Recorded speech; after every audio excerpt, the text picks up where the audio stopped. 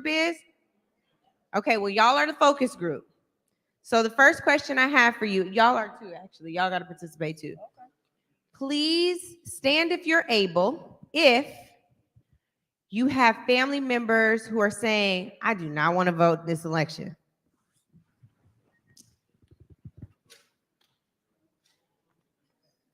Okay. I know, it's true. Okay, next question. Stand if you're able. Some of us might need to stay standing. Stand if you're able. If you have friends or family members who are saying, I do not want to vote for Joe Biden. Jesus Christ. Sorry. I got the mic on. Okay. Next question. This is a nonprofit organization. This is not a reflection of the organization. It is my own reflection. Next question. How many folks have friends or family members or neighbors who are saying, and I definitely ain't voting for Donald Trump? He's standing. Okay, dang near the whole room standing. Okay. Oh, and they said I got 5 on it. I got 10 on it. Okay. Okay. I know they said all the hands. And now I want you to stand if you're saying, and with all of that, I just need to know what the hell I'm about to do. Oh no, y'all said okay. I'm not talking about you voting. I'm talking about how you gonna mobilize everybody else to vote. They're like, okay, maybe, I don't know. Yes, maybe, I don't know. Yes, maybe, okay. All right, everybody sit down, we're good. Well, the good news is, I just heard the chair. We were warned about these chairs. The good news is, tonight, again, is gonna be about solutions, but first, we have to hear what people are hearing, and they got their ears to the streets. We got our ears to the streets. We wanna know what everybody's saying. So first, I wanna come to Insight. You're doing some really powerful work. A lot of people don't always understand how super PACs work, particularly when we're talking about how to engage Black people. Super PACs normally miss us, don't they? So I want you to talk a little bit about the role, the mission of the New South Super PAC, and what folks need to know about it. Good evening, y'all. Hey. So yes, we founded the New South Super PAC in 2020. Ultimately, I believe fundamentally that in the quest to build the city, to build the Georgia, to build the country that my family deserves in, that I deserve to, I'm not leaving any tool off of the table. And so oftentimes people find themselves in a 501c3 lane, and that's the lane that they stay in, that's the lane that they fight in, that's the lane that they die in, right? People find themselves in an advocacy lane, that's the lane that they fight in, that's the lane that they die in. I'm trying to get free. I'm trying to taste what the good life looks like. I want to throw off some of these shackles of oppression while I'm still alive. And so I ultimately believe that if it is an LLC, if it's a super PAC, if it's a state PAC, that we should all be exploring the different ways that we, one, build the world that we want to live in, but two, fight back, because super PACs have been coming for our throats for a very long time, since Citizens United. Essentially, it is an entity that is allowed to raise money from any kind of corporation to advocate for political positions. And so where I stand is the 13 states of the former Confederacy. There are many cities and towns from Texas all the way to the DMV that are majority Black, that have never had a Black mayor, that are majority Black and Latino, that have never had a Black person serve on school board. And while I decry the limitations of just representation, just being Black, just because you're my color doesn't mean that you're my kind. Just because you're Black doesn't mean that you're going to work on a Black agenda. But we're not leaving any stone unturned. There's no city council race. There's no state legislative race. There's no congressional race in the Deep South where Black people can be the difference makers, that we shouldn't be trying to till the soil and turn up. And that's what we're doing at New South. Thank you. Wes, I want to come to you because Insay talked a little bit about a Black agenda. That's something that's near and dear to your heart, and something that we largely miss when we try to move our folks to the polls. Talk about the importance of having a Black agenda to stand on when folks in this room, the folks who you just saw standing up like all of us on the stage, need to move bodies to the polls. Absolutely. And first and foremost, I want to show some love to our dear leaders, Tasha and Cliff, for the phenomenal work that Black Voters Matter does.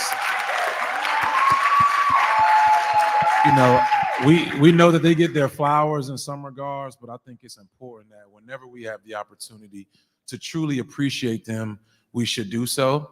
So thank you seriously for your work, your tireless work across the country. It is greatly appreciated. And then as a second personal point of privilege, I'm going to thank my sister, Angela Rahu. She gonna kill me, but something that many of you all don't know, Angela, she really works behind the scenes to ensure that a lot of people are connected. And while you all may see her on television, or I hope you all are subscribed to the new podcast, Native Land Podcast, you all may be listening there. She has honestly the biggest heart that you will find. I call her the Chris Paul of the movement, because she's the point guard of point guards. If she can help you, okay, I'm uncomfortable. You're not answering my question either. I'm gonna answer, but I'm gonna give you your flowers. If she can help you, she will. So, thank you, sis. I really appreciate you. All right, now to answer the my question. That's a real big sister, because that's how she always bullies me in the text messages. In all seriousness, though, so I think it's important, of the utmost importance, for us to understand that there's nothing wrong with us centering Black folk. So I want you all to repeat after me, if you will. There is nothing wrong. There is nothing wrong with us centering Black folk. With us centering Black folks. There is nothing wrong with us developing a Black political agenda first. Us developing a Black political agenda first. So again, yeah, Reverend Jackson. So it is of the utmost importance, in all honesty, that we say that and that we mean that.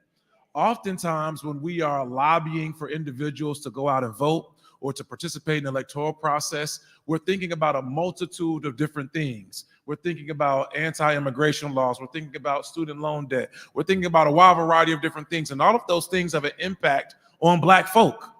So there's nothing wrong with us saying that we want to center ourselves first.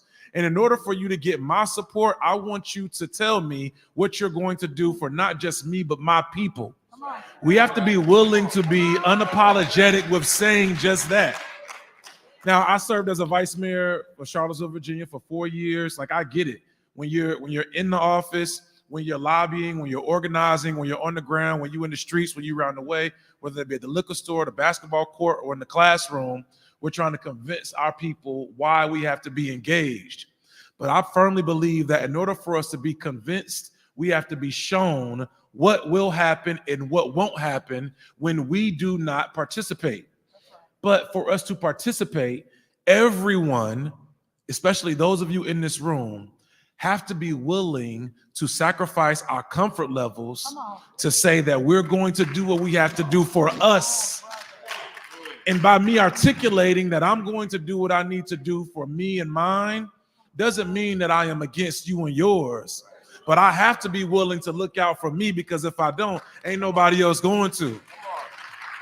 And when the New South is organizing in Biloxi, Mississippi, or some of these very rural places in which we know ain't nobody who look like us, when Black Voters Matter is driving that bus from Anderson, South Carolina, like I went to South Carolina State, I know what's up. When we're going through Santee, and when we're going through some of these very rural places, and we see these people wanting to do everything they can to knock those buses and flatten the tires and get us off of where we need to be, the same boldness that we'll have and say that, nah, we're not going to have that and stand up to them, we have to be willing to be bold to our elected officials and those who are vying for our vote to say that we want what we want for us politically, and show me your agenda for what you're going to do for us, while us simultaneously creating our own agenda.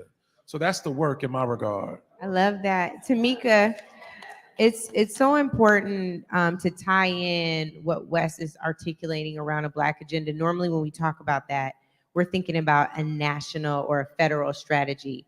You're doing work here on the ground. Talk about how important it is to integrate that same mentality in local politics. Give them some words of encouragement because they're tired. And not that Tim Scott sick and tired of being sick and tired thing the other day. Don't ever quote Fannie Lou Hamer, Tim. That's on me too. That's not on Black Voters Matter. That is me. I own that. We'll claim that. We'll claim that. Yeah, we'll claim that. That's a nonpartisan complaint. Anyway, no, we don't tolerate any misappropriation of anything Ms. Hamer has said. But for those who don't know, I'm an organizer here in Charleston, right? And I'm gonna scooch up a little bit in these tight jeans. All right. I'm an organizer here in Charleston, but I most recently ran for mayor of Charleston. And while I didn't, thank you. and while I didn't win, the journey was something that has changed my life, right? It changed my life because I got in the race to platform issues, specific issues that resonate with the Black community here in Charleston, but also working class folk, right? Because you can't talk about race without talking about class. Specifically, someone like myself. I introduced myself on the campaign trail as the daughter of Jim Crow refugees. Both of my parents, my father's a native of Guatemala Island, my mother's a native of Havelock, North Carolina. They both left the Jim Crow South and, found love in the club up in Jersey, and then started a family in New Jersey where I'm from, right? But I tell that story because I always had 1 foot in South Carolina and 1 foot in, 2 feet in South Carolina and North Carolina and 1 foot up in the North. And what I learned in coming down and being connected to the South my entire life was that there's this network, there's this connective tissue in rural communities. It might not have cable, you might not even have city water, but you got each other. You've got the church, you've got your school systems, these tiny ecosystems that make an entire community. And what I thought about as I ran was I remembered, how did things work when my parents were navigating whether or not they wanted to integrate or stay in the Black schools? How did things work when folks needed access to healthcare? We created our own systems. So when things were imperfect or we didn't have access to healthcare, we didn't have access to banking, we didn't have access to great quality jobs, we found a way. We created, we did our own Underground Railroad. My aunt left the South first. My aunts and my cousins, they would leave, and then that's how my family got up north. We all got that story. How many people got family in Philly, in Chicago, LA, everywhere, right? We create a way out of no way. And I think when we think about the odds we're up against, especially in a deeply, deeply red state like South Carolina, where it feels like we won't see a victory with the D next to it. When we have candidates in this room right now who've been undermined by the very party, and I'm being nonpartisan, I'm just saying, party politics can get a little crazy, right? And we might not have all access to those opportunities. We have to create a way. We can't give up because our ancestors didn't give up. We wouldn't be in this room if we gave up. So while I understand, I always want to acknowledge and have grace for people who are disenchanted, who don't want to participate. I'll never judge folks, right? I'm not going to shame you into voting because that doesn't work, right? But what I will remind you is that, remember, you come from strong stock. You come from ancestors, foremothers and forefathers who literally gave us the blueprint to when democracy was not extended to us, we created our own democratic apparatus. This is South Carolina. Reconstruction was popping. All right, so public schools emerged from our Black lawmakers, okay? Septima Clark and Bernice Robinson, a hairdresser and a school teacher, created a school to teach people how to read so they can participate in their own democracy. That's my heritage. That's where I come from. And I'll be damned if I'm gonna sit at home and just throw all of that history and all of that pride away. So that's what you have to tell people. I love this. So to Cliff and Latasha, I'm gonna air the first grievance. I get so frustrated when we get close to election season and these people that we voted into position come back around. I get especially frustrated when you all are tied together with them as if Black Voters Matter isn't doing the work nonstop all the time, whether there's election coming up or a special election, another election, an election, like y'all are always doing the work. So I want to know how we can separate those two thoughts. Like, we do know candidates are going to pop up when it's most convenient. They are lobbying for votes. They are needing votes. They are developing agenda because that is what time it is. But y'all are doing this all the time. Like, without the proper gratitude, without the proper acknowledgement. That's why Wes went back and it was like, no, really thank them. So I want to, for the folks on the ground who are organizing alongside of you, what can they tell folks about why, even if there wasn't an election coming up, the Black voter as an individual, the Black voter and his or her needs, the Black voter and his or her demands matters all the time? I mean, there's a few reasons why that's so. And first and foremost, because when Black voters get paid attention to, when our issues get dealt with, guess what? The whole country benefits. There ain't never been a point in history, there ain't never been a movement that we've been at the heart at where we got something out of it where other folks ain't benefit as well. In fact, arguably, other folks benefit more. You got a 14th Amendment right now that was really designed for us, but the entire country has benefited from that thing, right? You got all kinds of rights, even the voting rights that we had to fight for, the whole country. In fact, them fools who marching into the Capitol, being mad and trying to do an insurrection, are talking about freedoms that we got for them. So it's important. The Black voter matters. The Black voter matters because we benefit everybody. But more importantly, and part of that is that we matter because the reason that we're able to benefit everybody is because when you benefit the least of us, then everybody benefits. And the sad reality is in this country, we've been the least of us, right? We've had so far up that we've had to battle. Possible exception of our dear cousins, the indigenous, right? But we've had the longest history in this country of needing our health care dealt with, of needing that public education, of needing all the other things, of needing safety, of needing a healthy environment. So when you benefit our communities, then the entire country benefits. When you motivate our folks to vote, the entire country benefits off of that. When you deal with our issues, then you get like a multiplier of impact, right? And so all of that is true. But at the end of the day, even if nobody else benefited, and this is to Wes's point and all of our, even if nobody else benefited, it's important enough just because we us. It's important because just enough because we deserve it. Somebody say we deserve it. We deserve it. Right? Even if ain't nobody else benefits, say we deserve it. Right? In fact, we don't just deserve it, y'all owe us. Right? And so that's why it's important that we pay attention to Black voters and our issues because we deserve nothing but the best.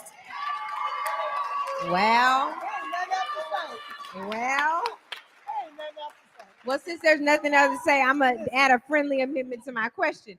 But let me tell you, the doors of the church are now open on a Friday night. Cliff, I loved it. Are they ready? Hey, man.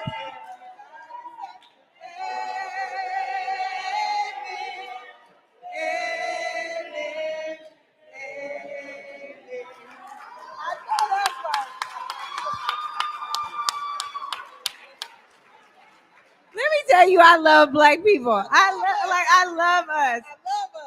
Okay. I didn't forget. Latasha here. When we were, I love this. I want to see the clips from yesterday.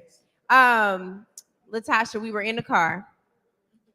We were coming here and we can't help it. I don't know why every conversation we have turns into a panel, but it was a panel in the car.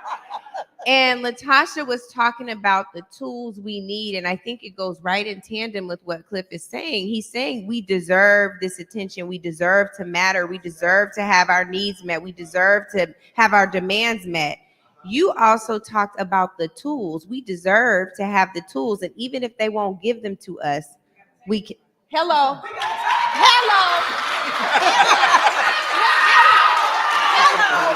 I mean, it's church in here.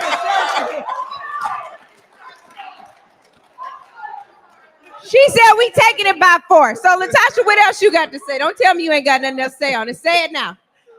You know, there's a we We appreciate that. You're That's not in true. You're not in Kim Burrell's church. You saved. Did you see?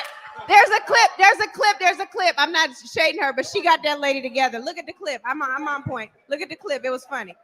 Look it up. I'm on point. Go ahead. So there's kind of two pieces to that. Cliff got me all. I'm like, come on, y'all. Well, let's roll, right? You know, there's, to your earlier point, part of the way that I think we got to shift our paradigm of how we're seeing political engagement. We confuse y'all. Black folk been real clear that this system wasn't for us. And when you think it is, that's when you start creating all these other things, not understanding using it as a practical, pragmatic tool for the freedom of your people. We're clear about that.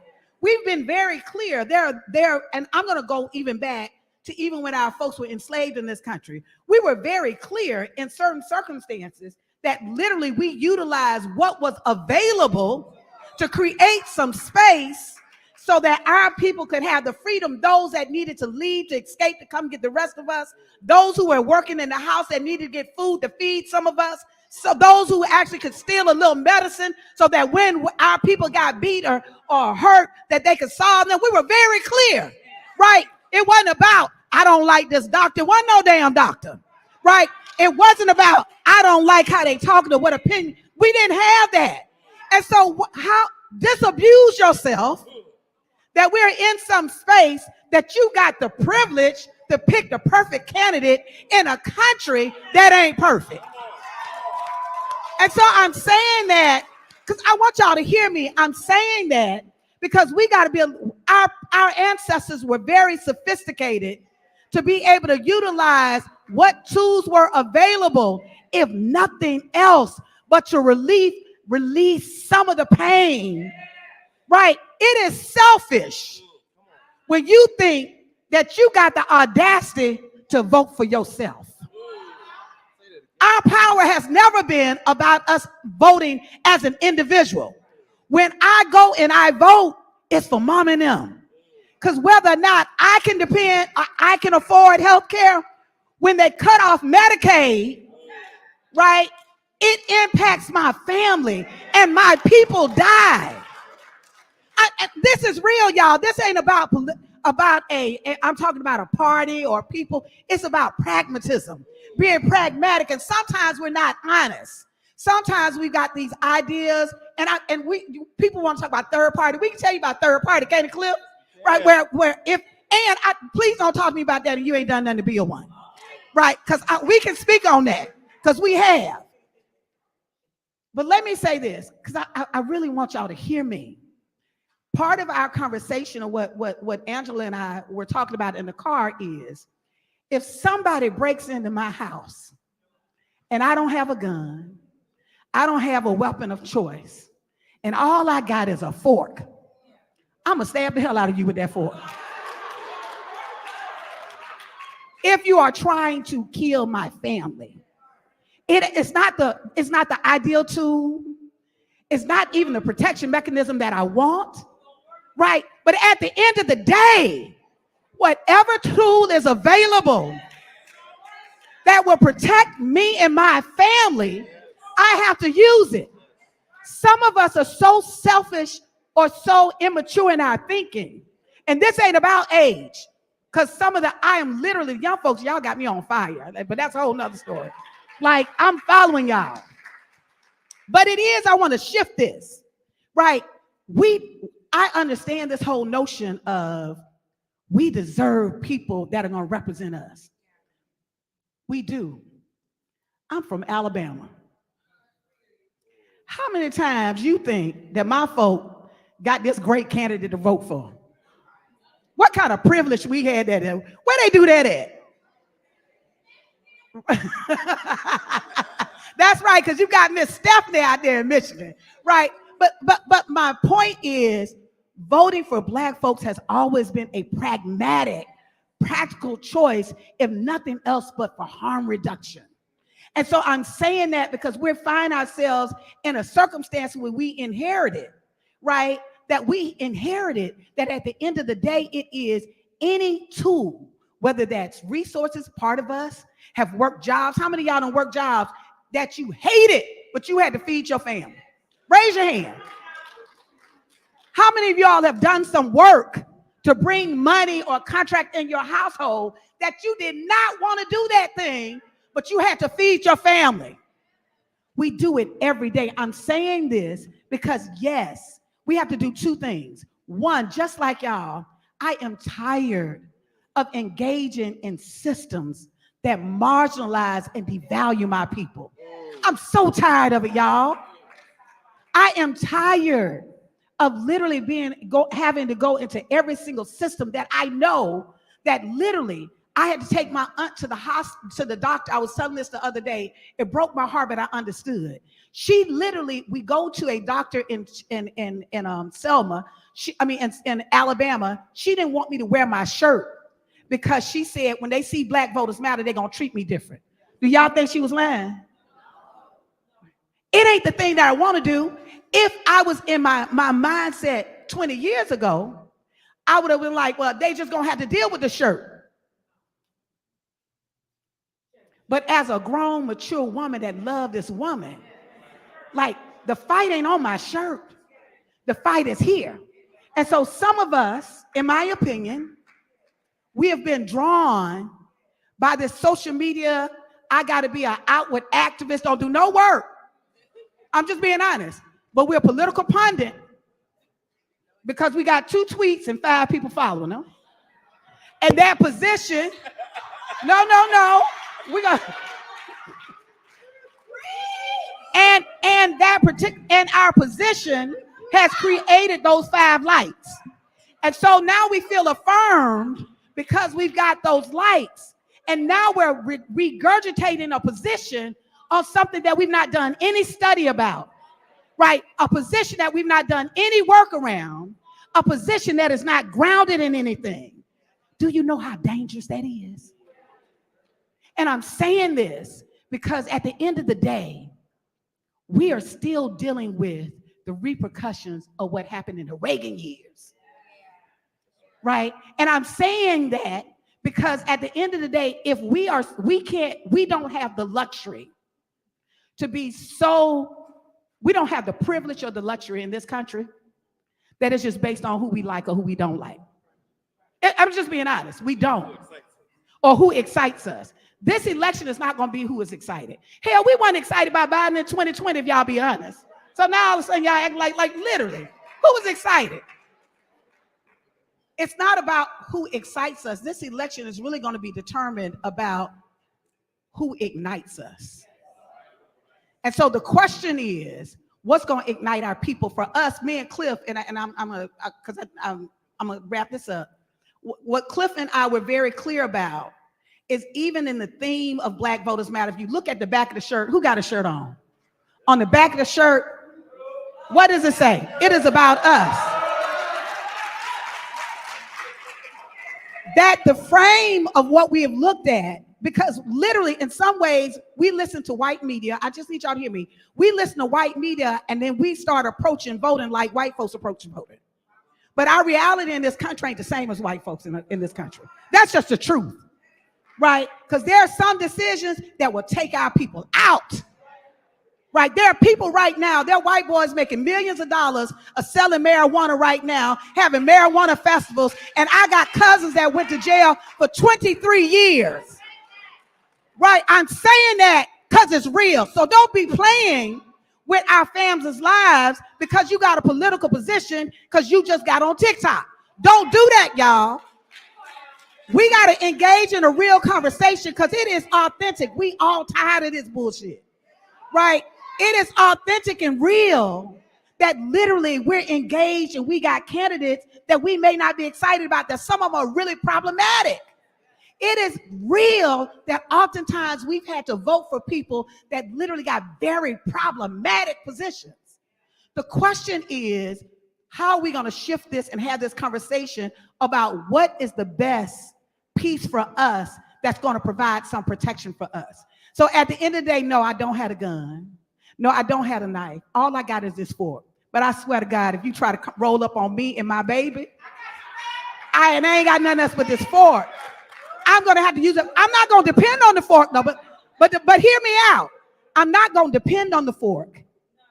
I've got to put myself in a position that I won't ever have to be that vulnerable. And so it's two ways. It's as we are doing this work, we can't just depend on this political system. All this got to shift, right? We've got to build at the same time, but it's irresponsible for us to say that at this juncture that we're not going to do nothing, because when we don't do nothing, some of our people die. Okay, I love this. Latasha has preached us down on pragmatism.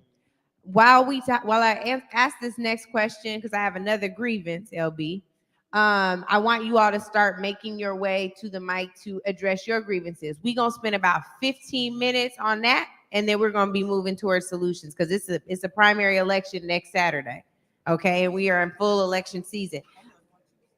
Yes, and a special election coming up. So here's the question.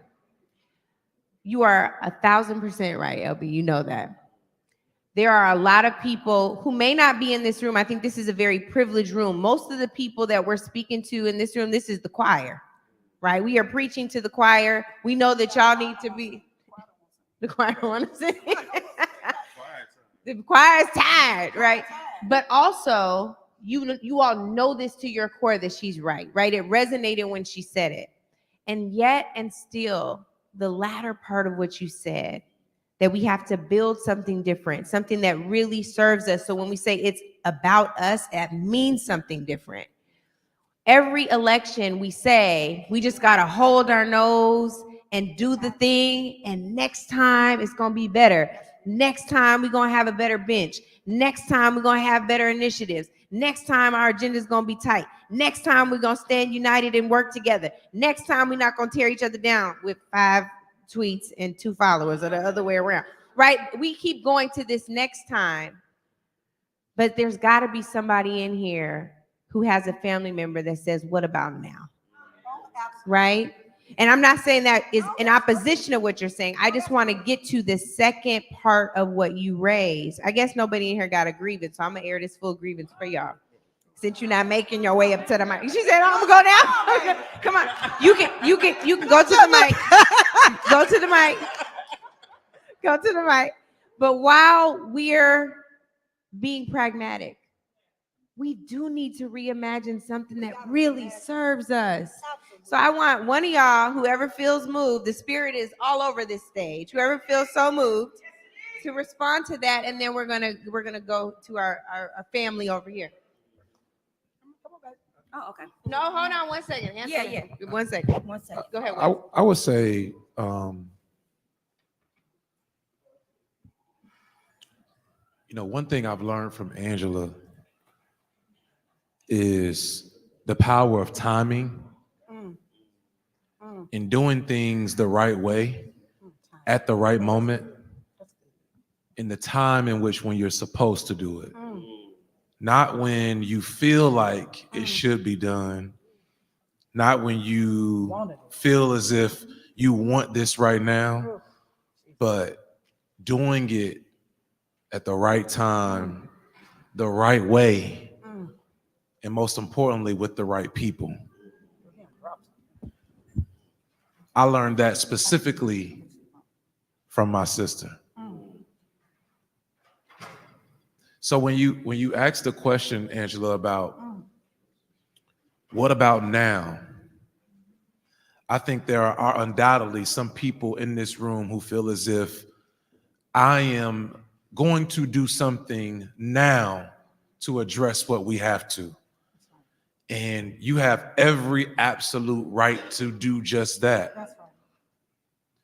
But I think there is also something magnetic about us deciding to work in unison in a wide variety of different ways to align our timing up to be the most impactful and effective. So my friends and I, we worked on something called Our Black Party, as Tasha alluded to, we gonna have this third party. And my sister was telling me, I'm with you.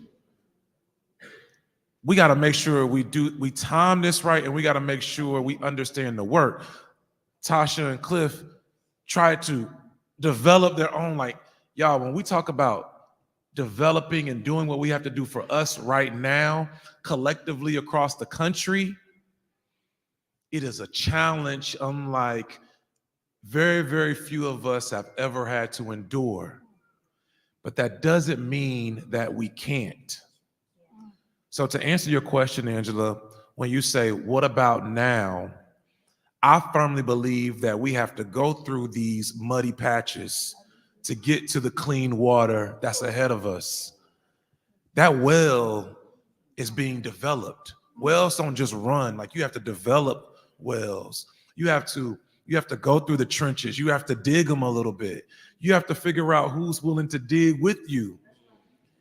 You gotta go through some things in which you understand, well, this person is a little bit more, she's a little bit better at digging with this particular way, and I may be a little bit better of digging over here. But we gotta go through things together so that we know we can trust each other.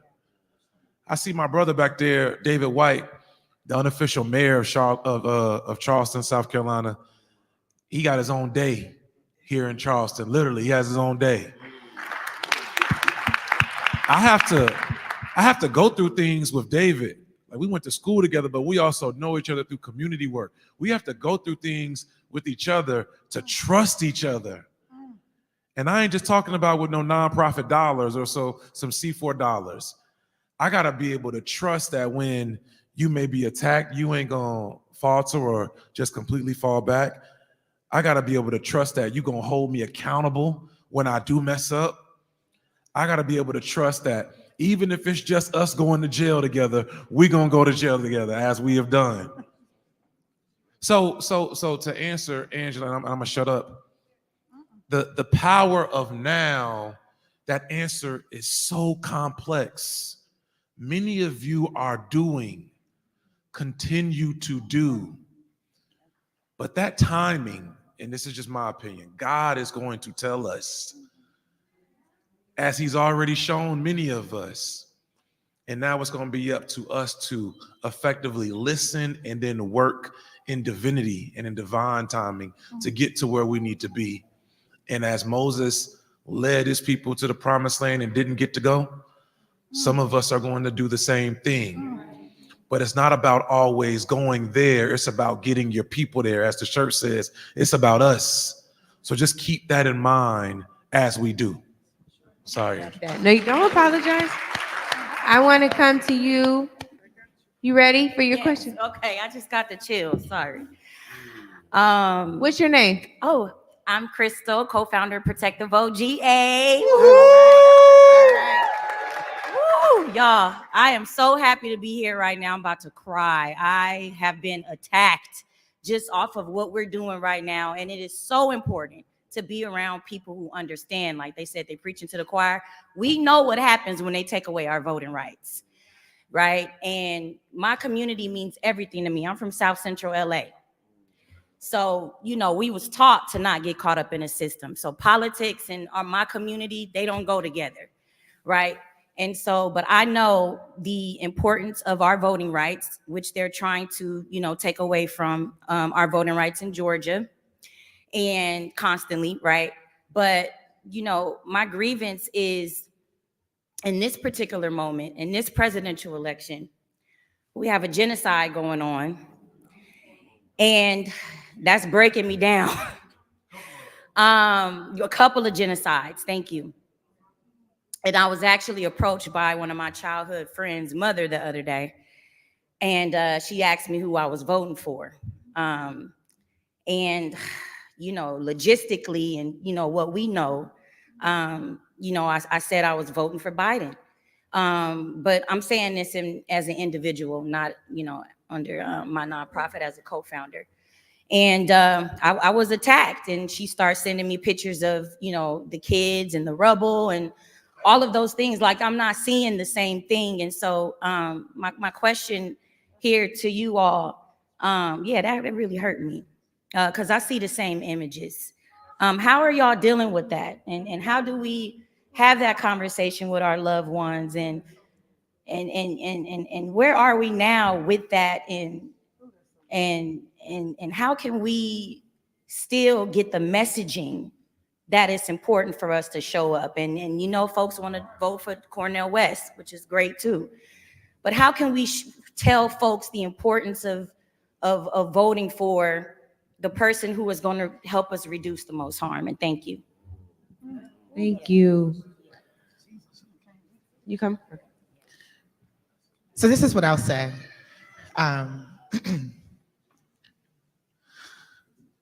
One, there's never been a presidential election where you've walked in and it's just the president on the ballot.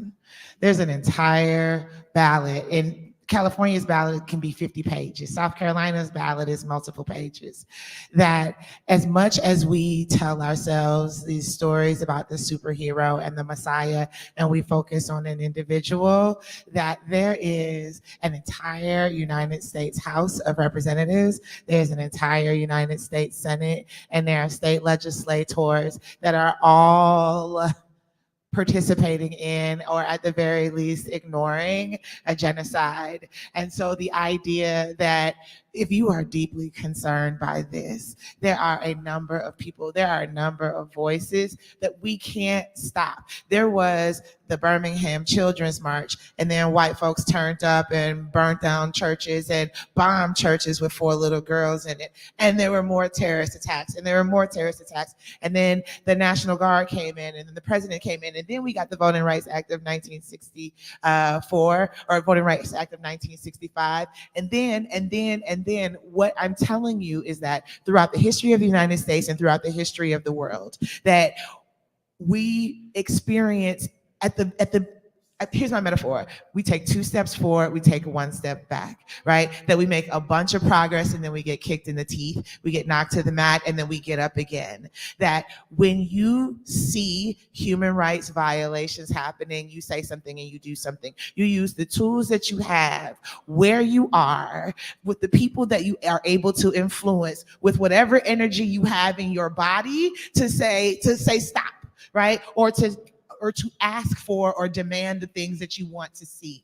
That voting is one tactic, right? It's one thing that we do in service of building the world that we want to live in. And if it's urgent and you feel this in your body, you feel like I can't be silent, then you shouldn't have to sit there and you shouldn't have to share it. People will try to spread disinformation.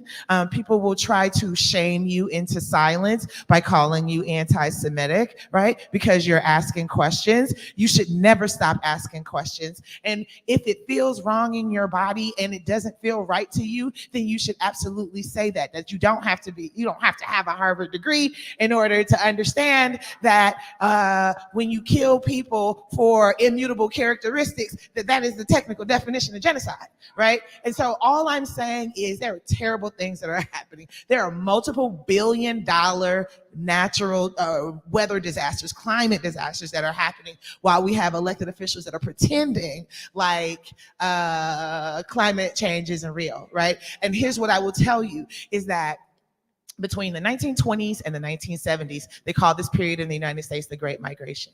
6 million people, essentially over 50, 60 years, left the Deep South and went to the Midwest and went to the coast, right? Black people in Detroit traced their roots to Mississippi. Black people in New York and New Jersey traced their roots to the Carolinas, et cetera, et cetera. And it fundamentally changed everything about this country. Now we fast forward to the next 5, 10 years where 60 million people have to leave because of climate disasters, and we still have elected officials that are not paying attention. So you got 25,000 people being murdered over here. You got 60 million people. California might fall off into the Pacific Ocean. Florida might fall off, and we're all pretending like it's not happening. So there are several ways for us to turn up. Voting is one of them. I'm telling us that you do what you can, when you can, with what you have, because that is how we are going to get free.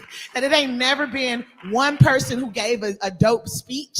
It's never been one person who we voted for. It's never been one professor. It's never been one pastor. Listen, we talk about the March on Washington all the time. The work of the women of Delta Sigma Theta was completely uncredited. There was barely any women who spoke on the panel at the March on Washington, but these are the people who fed us when we got from Mississippi on these buses to Washington, D.C. So what I'm telling you is that you do what you can with what you have, where you are, because that is the only thing that has protected us. That's the only thing that has saved us. It ain't no superheroes, it ain't no messiahs, and it ain't no cavalry coming. We've always had each other's backs, that our struggle has been intersectional the whole time. What that means is that my race, my gender, my class, my nationality, that those things are always on the table. We've always looked out for each other. There's nothing wrong with Black people, that we are responding to an intersecting set of oppressions. And thank you for bringing up Reagan and what he has done, because we are living inside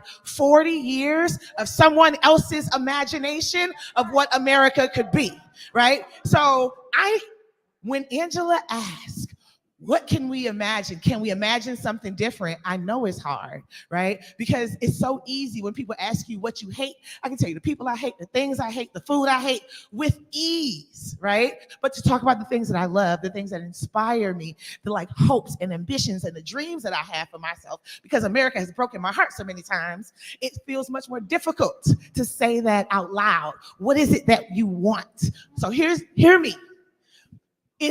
Ain't no cavalry coming. There's nothing wrong with Black people, right? That we are responding to a set of oppressions, and we are responding to a set of systems, right? That the backlash that we see right now is in direct response to the power that we are building, that they see us coming, this is inside the result of someone's imagination about what was possible. And so I just encourage you all to don't be afraid to, one, say this is not right. I might not understand the 400-year history of Levant area, right? But my eyes are not lying to me. I have an imagination. I have a vision for myself and my family, and one that I'm willing to fight for. And I know some people that are really willing to mob up with me because our visions are aligned about the world that we deserve to live in. Thank you. So we have several other grievances. I really want us, and this is a charge to the panel, we also have to encourage ourselves. Right? We also have to reimagine for ourselves, because to your point, and say it's hard. But what I don't want to get away from in this room, this is a room where people have come in here for support, to be able to lean up against what you're saying. This sister is talking about a moral struggle that she's having to not only encourage someone else to do the thing that she's got to do, but to be able to sleep at night knowing that this is the ballot she has to cast. We need to create some spaciousness for that. Even if that means getting vulnerable ourselves, let's try to be in community, in dialogue with the folks in here, because they don't have anywhere else to go. We got each other. That's, I think, our point of privilege, being up on this panel. And I'm not trying to speak out of turn for any of y'all, but this might be the only place they can come to be able to get this grievance off in a safe space and get a safe answer. So let's just make sure we're keeping that in mind. Sir, I see you. I want to make sure I bring you up. Good evening. Thank you all for being here. Thank Black Voters Matter. And I'm doing that right now because I got to regain my composure where my mind is at. My name is Keith Rivers. I'm the president of the Pasquotank County branch of the National Association for the Advancement of Colored People in Elizabeth City, North Carolina. And we are a little city that is right about 20 miles from the Virginia line. And so all of our media comes out of Virginia. So North Carolina doesn't see us and we don't see North Carolina. And everything around us is rural. Within 24 hours of the Chauvin verdict, right after George Floyd, excuse me, all right, brother. Come on. Hold together, no, we hold the space. No, you don't. We hold the space. On April the 21st, 2021, they shot a brother in the back of the head with an AR-15 rifle, fired 30-some other shots in his head when he was rolling out. He was only going away. The coroner's report said that it was homicide. And the media came into our city. They sold out every hotel in the city. And we marched for almost a year. And we didn't burn down any buildings. We didn't shoot each other. We didn't do anything. And the media left. The media left. And those deputies that murdered Andrew Brown Jr. go to work every day. And my question is, where's the media now? Where's the black media? Who's telling our story now? When they sold out hotel rooms, I guess we didn't burn down buildings, we didn't kill each other, so the media left. Where's the black media to tell this story? That these white deputies, one of them is biracial, it don't make no difference, they all under that wall of blue. They shot this brother in the back of the head. And nobody's telling this story today. And maybe this story get told, the same sheriff got reelected. The district attorney became a judge. We don't have a black judge in our district. Who's telling our story in these rural areas? And maybe if the media, and I'm talking to the black media because I don't give, let me tell you something, brother, and I heard you. I'm pro-black, I'm unapologetically black, but I ain't anti-white or anti-anything else. I just do what the Bible says, charity starts at home. But maybe if our media, if the black media start telling our story, we won't have a problem getting people to the polls. So that's my anguish now. We need you all in these rural areas. And I'm sorry, but you know. Do not apologize. We love you, Keith. I want to come to you, Tamika, because I promised to Keith. I heard you. I want to make sure I get this information. It's not a huge platform, but the podcast, I will assure you the podcast will cover this, okay? Tamika, I want to come to you. I don't know if it was his spirit that we were feeling, but I was like, it feels like we can't really preach it. Like, we need to be just in communion with y'all. So Tamika's been already there, setting the atmosphere. So yeah, I just want to take a moment just to ground myself in that. It's kind of serendipitous. I was probably going to try to jump into the last question, but this is actually, look, as an organizer here, I've kind of created my own untraditional path, and that hasn't always. It's been a journey, right? And where I've ended up is that I wanted to occupy a spot in media because our stories in the South are seldom told. At this juncture, mainstream media, legacy media, they aren't telling our stories, and we need to tell our stories. But moreover, not just because of what doesn't exist, but what did exist. Even while we were in bondage, we practiced what you would call resistant bondage. We published newspapers while in bondage, right? Here in the South, at the back of the room, I see a radio personality right there. Gino, how you doing? Right, you have in the South right now, while a lot of media is shuttering their doors, Black radio, terrestrial radio in the South is still a stronghold, still has quite an imprint on the South, right? Me, myself, I was a live streamer. I used the Twitch platform. I probably pissed some people off in this room, I'm sorry. Trying to interrogate power and trying to hold folks accountable. The reason why I brought that up, especially following that comment, is to encourage us. Not only do we need to continue to create platforms.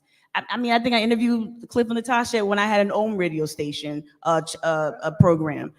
We have to create the media. We have to create.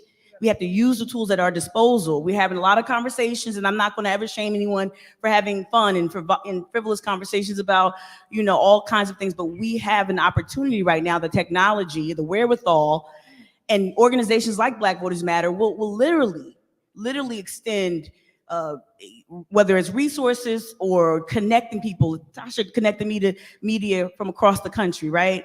We have to find a way to get our stories out. And you're right, the Black media needs to meet the community, especially in places that aren't major cities. We should definitely call on those with platforms to come and tell our stories. And it's very important to me because that's the legacy we came from.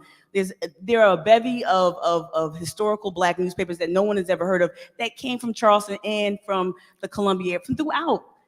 The Georgetown Planet, the Charleston Advocate, the Lighthouse and Informer. You know, we come from this rich history of telling our stories. We have to find the way to get that out. But also,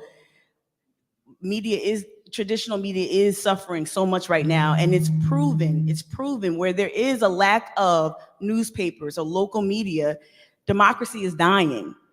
We're losing the outcomes of those elections. They are directly correlated to the media deserts that are in your area. That's intentional.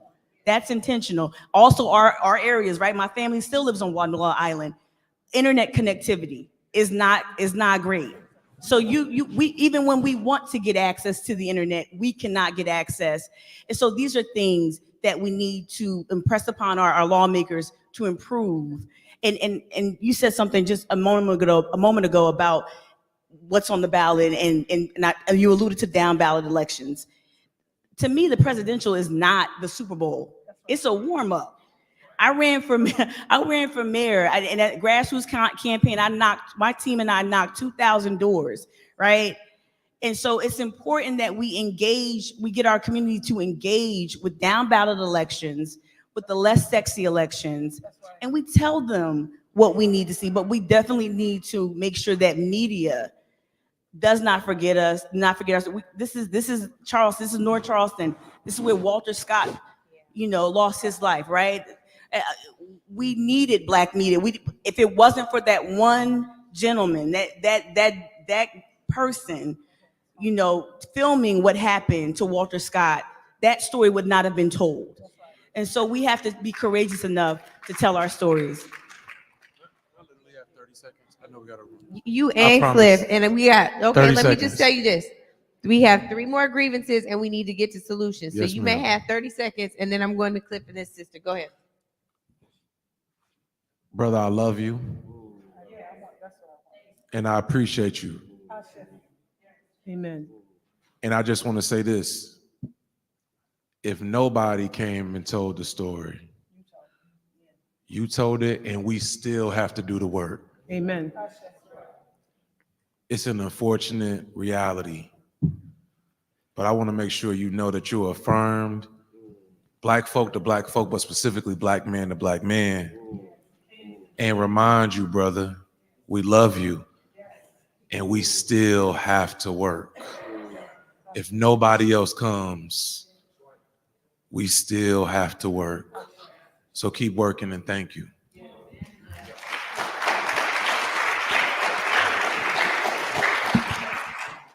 This brother knows how I feel about him, right, Keith? And connecting your remarks and with what Wes just said about the work, what Keith didn't share is they kept working. And in their most recent election, they took the mayor's office. That's right. They took 5 out of 8 city council seats. That's right.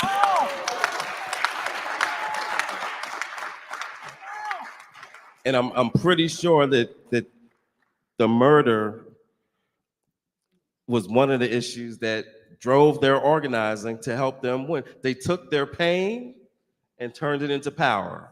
Amen.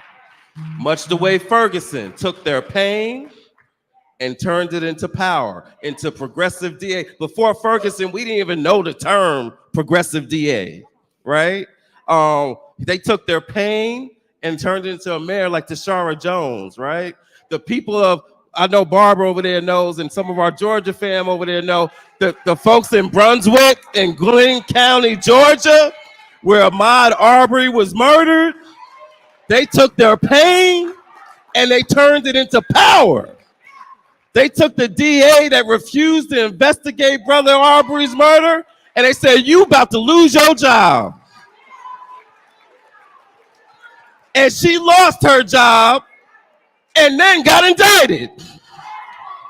So I thank you, Keith, for through your pain, through Elizabeth City's pain, continuing to do the work and turning it into that power. It's not over. We could still get justice, but you've taken that pain, you've turned it into power. And what you've done is you've helped share it. I know Angela's gonna talk about it on the podcast. That's Black media. But guess what? You've already shared it on Black media, because guess what? Black Star Network is streaming this right now. So you've already turned it into Black media that is going to continue to share that story. So I just want to thank you for telling your truth and for doing that work and helping all of us to turn our pain into power. Thank you, Brother Keith. Yeah. He said, thank you to Black Voters Matter. So we have 3 more grievances. I'm going to collect those grievances back to back, have the panel respond, and we're going to get right into solutions. Y'all ready for solutions? Okay, good. We're going to hear a few more of these grievances. Also, shout out to the legendary Barbara Armwine. Did not see you sitting here. Y'all talk about a preacher. I'm going to make sure you hear from her on solutions before we leave. Yes, ma'am. I want to start with thanking Black Voters Matters, because when I came in on Thursday night, I came in really thinking about walking away from movement building. And this is my 50th year in this work in civil rights. I am Reverend Corinne Mack, the president of the Charlotte-Mecklenburg NAACP. And I'm going to tell you, born and raised in Harlem, my perspective is very different, because I had to fight for a biscuit in our household, number 12 of 13 children.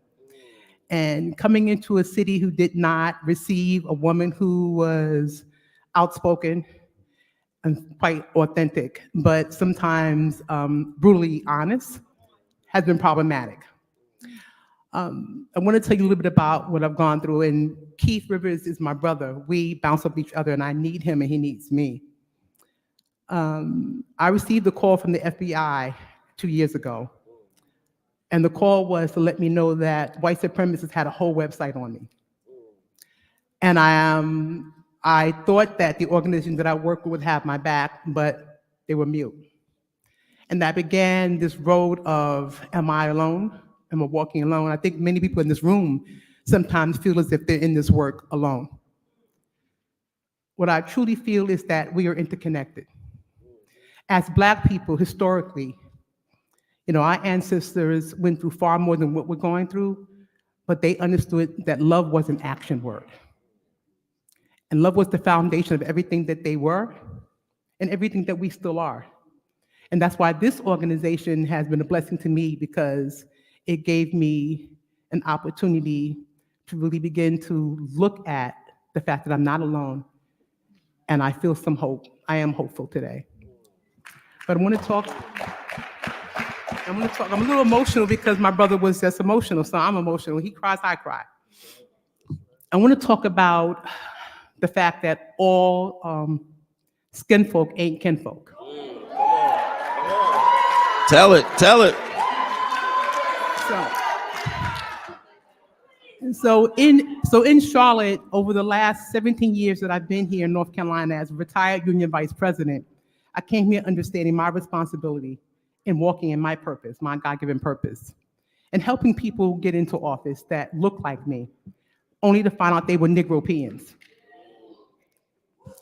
And I don't play those kind of games. And so I consistently began to be very vocal about the Negropean who was doing harm to the Black community. Because if you hurt one, you hurt all. And so there was a real organized effort to get me out of office, a real major attack, but God said yes. And when God says yes, no man can say no. That doesn't negate the fact that we need to be real serious about who we are supporting as Black people. That if they don't have the 5 C's, if they're not committed, if they're not courageous, if they're not conscious, if they're not caring, and if they don't have character, Come on. we shouldn't be supporting them. You better teach. That's simple. God bless you. Say that again. Say it again. Courageous, committed, conscious, caring, and of character. May the Lord add a blessing to the reading and the hearing of his word. Yes, sir. We having a revival. It's a revival, LB. That's how we do. Hello, I am Adrian Constanary Jr., student from Grambling State University, but here with Black Voters Matter Liberators in Training, also known as LIT. And one of the grievances that I truly do have is, well, to put it for a lack of better terms, women and children. There is not a lot of conversation right now with the candidates that we've been presented with for reproductive rights. There's not a lot of talk for when the child is here, if you're going to protect them so much.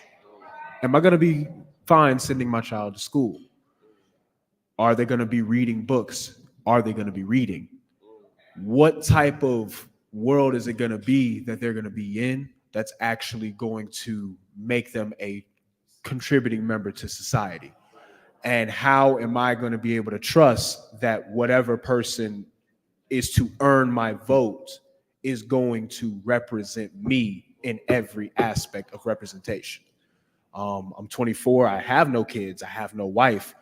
But I do know those are things I plan for.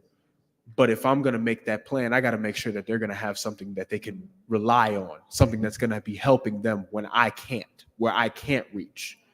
So that is my main grievance, is that there is not a lot of conversation that's going on about protecting women and children, but for some odd reason, dictating what they do is always in the media.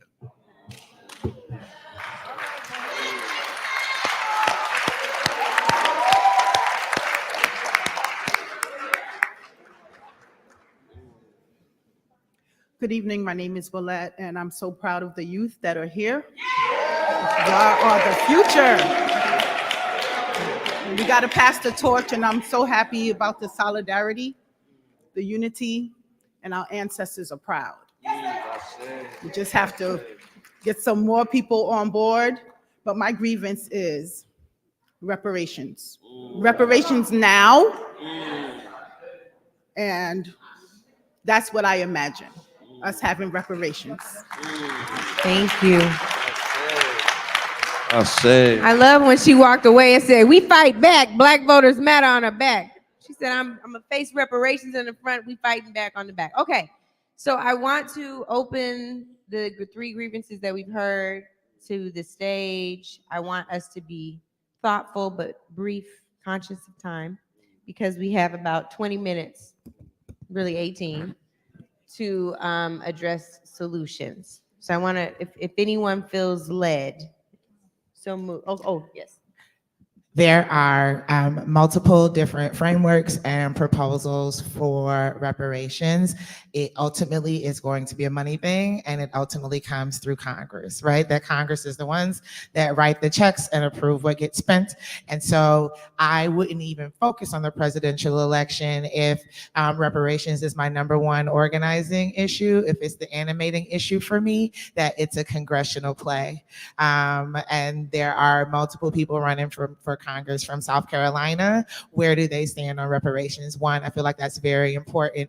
Two, I just, a point of personal privilege I'm going to take in this panel, as a Black immigrant and a person who came to this country and became a U.S. citizen my senior year in high school. When I tell you that the world is standing with American descendants of chattel slavery, that Caribbeans, that the people from the 54 countries in Africa, that folks in Asia definitely have their own colonizers to go after, and the world is waiting and eager together and with Black Americans as they turn up on the US government and come for everything that is owed and owed to their ancestors. I think that, again, when I see like some of the reparations conversation online, it quite frankly is being fueled by the right wing. And so we need to hear more people. We need to make more media. I want to point out that making more media is my other solution, that we only really know what really happened to George Floyd is because a girl, even though she was scared, kept her phone up, right? We only really know what happened to Eric Garner because Ramsey Orta, who they're still messing with and who they put in prison, kept his phone up even though he was terrified, right? That Eric Garner, George Floyd, Alton Sterling, that oftentimes the narrative that comes from the state is self-serving and quite frankly bullshit. And it has been people who, with what they had at that moment, did what they could, right? And they presented the actual truth and presented a counter narrative, and the truth spoke for itself, right? And so, one, there is money. The US has provided reparations for all kinds of groups.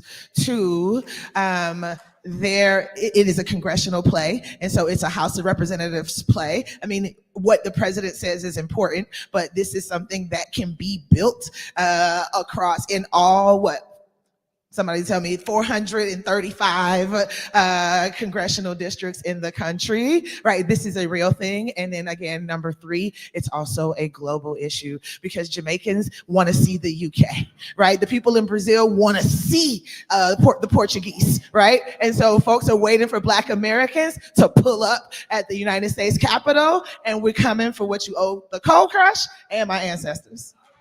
Thank you. Are there other responses to the other grievances that were shared? I think part of the, go ahead, Wes. I think part of the importance of that was just for people to be able to say what they were feeling so they know they're not alone even in that sentiment. But Wes, go. Yeah, I'll say there's a couple things that come to mind from skinfolk aren't kinfolk to legislating over women's bodies, and then specifically for reparations. The hardest job I've ever had in my life was being a Black elected official. The most challenging experience of my life was being Black and elected.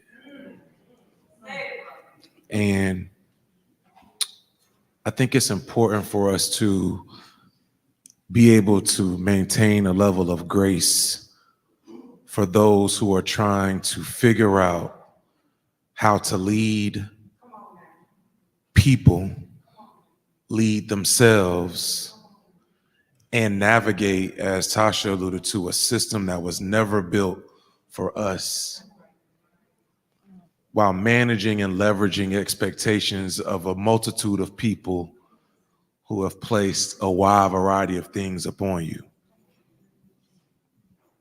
So while many of us look for a level of veracity, bravado, intellectual and political acumen, strategy, tenacity, and then showing up for any and everything that there is to show up for, I just want us to keep in mind that these Black elected officials specifically are humans. They're not characters on the television or playing in a game. Like, we're real people. So I want you all to just, if we can find it in our hearts, to have some grace while also having accountability, but grace for people who are trying to figure it out. When we talk about reparations, how Angela and I actually came to met, we met, I was known in Charlottesville for removing these Confederate monuments, but I wrote something called the equity package, which people call reparations. And on a local level, it was $4.5 million specifically to Black communities $2.5 million for public housing redevelopment, $1 million to our African American Heritage Center, $50,000 for anybody who lives in public housing to go and get their GED for free, $50,000 for anybody who lives in public housing or below a certain income level to go to community college for free, job training programs and so forth. So it was like our own version of, thanks.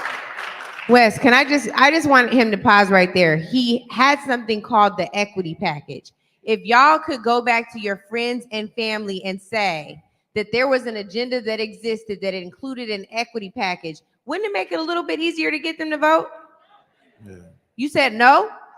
Oh, you said Oh, yeah. absolutely. Okay. Yeah, yeah. Well, you said no. Okay. Well, besides it say, for a lot of us, that would mean there's something for them to hold on to that's tangible. Maybe not the size of the package, but the fact that there was at least attention paid to them and they cared enough besides a Juneteenth federal holiday, which we're grateful. Harriet Right. Tubman eventually will be on the $20 bill, Right. but we would like some 20s to spend as well. Right. I think. Right. Go ahead, Wes. I just So- think that some people need something to hold on The to while they're reference. pitching people to move to the polls. Right. So the reason why I bring that up, and thank you, Angela, a person trying to figure these things out, it is incredibly hard. So I only ask for some of us to figure out ways in which we can be of assistance to help persons get to where they need to be, opposed to simply being in opposition to where they are currently and not helping them get to a collective place in where we can all benefit. Some of us look for unicorns and they aren't real. Black elected policy-making unicorns, y'all, they not real. So again, there's nothing wrong with accountability. But I want us to think about the level of grace that we would want someone to show us while we're learning, to in some instances look to extend that to others while they're trying to figure out how to do. And then I'll shut up with this. Lastly, some of y'all know that your assignment is to do what hasn't been done, and you aren't fulfilling your assignment. You're counting on someone else to do your assignment. Just said a word. And that's why the assignment isn't being done. I wasn't waiting on anybody else in Charlottesville to do what I know needed to be done for my people. I was the youngest ever elected, only the 6th Black person elected, and literally they tried to kill me while I was in office, me and my family, literally. Mm-hmm. But that was my assignment. That wasn't for anybody else. Mm-hmm. I want y'all to think about what your assignment is and then go do it. So, yeah, give it up. So I just want to follow up on that and the whole all skin folk and kinfolk, and actually connect it back to the other discussion around the police violence. Because I agree with everything that Wes just said. Everything that he just said. In fact, we work with a lot of elected officials, and we know Black elected officials, and we know the difficulties that they face. And to Latasha's point about the Reagan years, sometimes as a Black mayor, what you are dealing with is something that is decades old in terms of infrastructure and water and all that. And I know that our community can sometimes expect stuff to happen overnight that wasn't going to happen overnight. Keith and them, like in that city, that new Black mayor is probably going to face some backlash, right? So I agree with everything that Wes said, because there are some good Black local elected officials that are trying to make the most out of a bad situation, surrounded by a red county and a red state. That's real. But I think there's a difference between those that are well-meaning and just falling short and facing critique, and those. So I left out when I was talking about all the different pain to power, right? I left one out, at least one. in Louisville, where Breonna Taylor was killed, where there was a Attorney General, who refused to press charges and then had the audacity to run for governor and try to get black votes in doing so.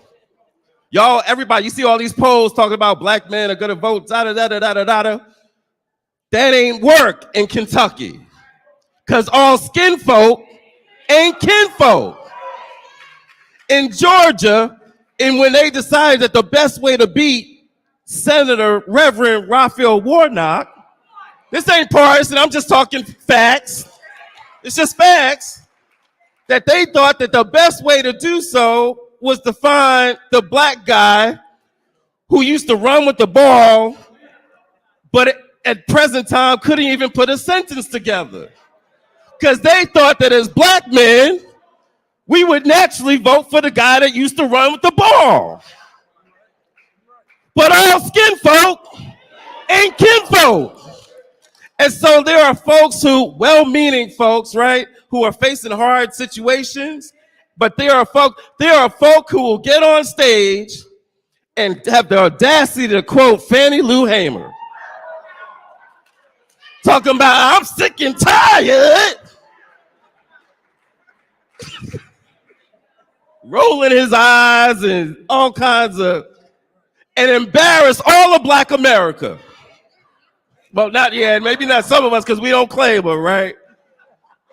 But that's because all skin folk ain't kinfolk. So there are some folk that are well-meaning that we need to give grace and space to. But there are some folk who are anti-Black themselves. And we got to call them out. Yeah, somebody might say, call them in, okay. Sometimes you got to call people in. Some people you can't call in, right? And so, because they was never in the circle, right? So, but that's important. And then the last thing I'm gonna say on this issue of the police violence, because the people that killed, and again, this ain't a partisan statement. This is just facts. Because we was in the street. Some of us here was in the street all throughout 2020, marching for what? Police accountability and against police violence. And there's a lot of us that feel, well, ain't nothing been done because they didn't pass the George Floyd Act. And we mad about that. We are very mad about that. We're not shy about calling out when this administration has not done what we and our community thinks they need to have done, right? We caught hell for months because we were criticizing this administration for not moving faster on voting rights. We had people attacking us, talking about, y'all don't know how government works. Well, and so we not shy about criticizing when they fall short. But these are facts. We was in the street largely because of 3 murders. And at the end of the day, the cops that killed Breonna Taylor was indicted by who? By the Department of Justice. That's facts. Not locally, because that Attorney General refused to do it. It was the Federal Department of Justice that did that. That wouldn't have happened under a different administration. At the end of the day, the people that killed Ahmaud Arbery were convicted by who? By the federal government under federal hate crimes. This Department of Justice did that. I'm just telling you facts. That's all I'm telling you. At the end of the day, Chauvin in Minnesota, yeah, he got convicted on the state crimes, but guess what? He got double convicted because he also got prosecuted and convicted under what? Federal crimes by this Department of Justice. So we can't say nothing's happened on police accountability. We can say not enough's happened. We can say we still want the George Floyd Act. We can still say we want more oversight and more consent decrees and investigations of these police departments. We can say that, and guess what? We say it every day. But just as a matter of fact, it is not accurate to say nothing's happened. So when our cousins say that, and our friends say that, to West's point, it is part of our jobs to at least give them facts. They can make a decision from there. But it's our job to at least give them accurate information, because there's going to be plenty of what? Disinformation being fed to our communities. And the only way that that disinformation is able to succeed is if it is delivered in the space of a vacuum.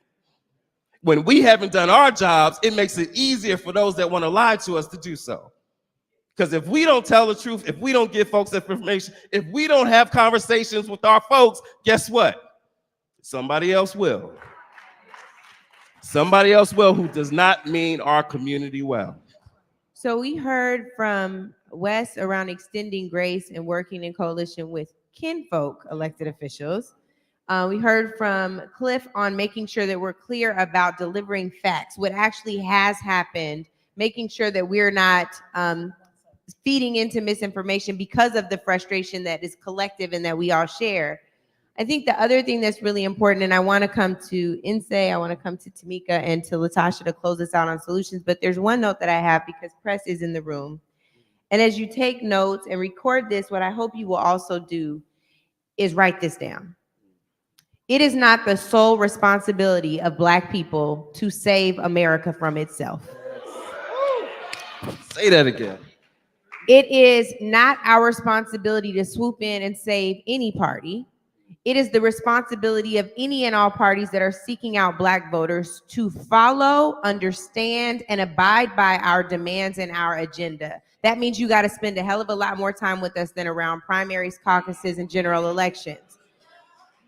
I want you to understand that Black voters have as much a right to demand, to request, to require, to hold accountable as a white voter, as a brown voter, as an indigenous voter, and as an Asian voter. If I see your headline say anything other than what I'm telling you that I know Black Voters Matter stands for, I will be sure to correct you. Okay, now that we've done that. Solutions. I think it's so important, and Barbara Arnwine, I hope you will come up here. I want us to make sure that we leave our folks with something. LB, you know I'm gonna close with you. But Insay, I'm gonna come to you first. Tamika, if we could be brief, because I know that we're at 9:01. I want to honor the time. Me. I charged you what your solution was. You got another one? If you got another one, I'll come back to you too. Please skip me. Oh, you were serious? Yeah, I thought that was shade because I would have did a shade. No. I would have did a shade. No, I was serious. Okay. No. So actually what I'm gonna do is I'm gonna come to Barbara first, Insay, Tamika, LB, you'll close us out. Okay. Thank y'all for loving on us enough to have this family conversation. If y'all don't, oh, she's going to this mic. Okay, I was gonna give her mine. This is a living legend right here.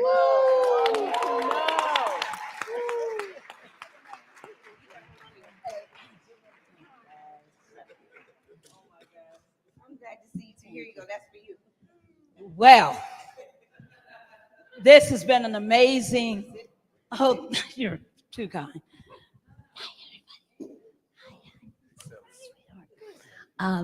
This has been an amazing panel.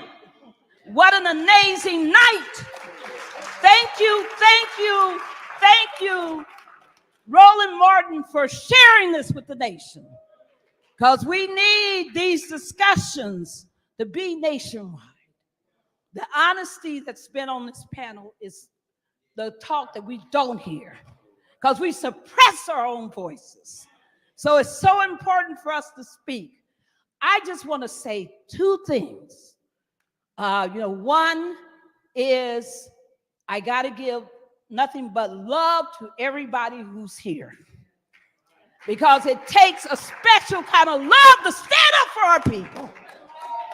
And I love it. And I want to thank Black Voters Matters for creating this space. The second thing I want to say is that when we leave here, we got work to do, folks. We got serious work to do. I talked about today in that panel about the Eighth Circuit, did I not? And about that case that can burn away our right to bring any lawsuit to fight racial discrimination in voting under the Section 2 of the Voting Rights Act. What John Lewis gave his life fighting for.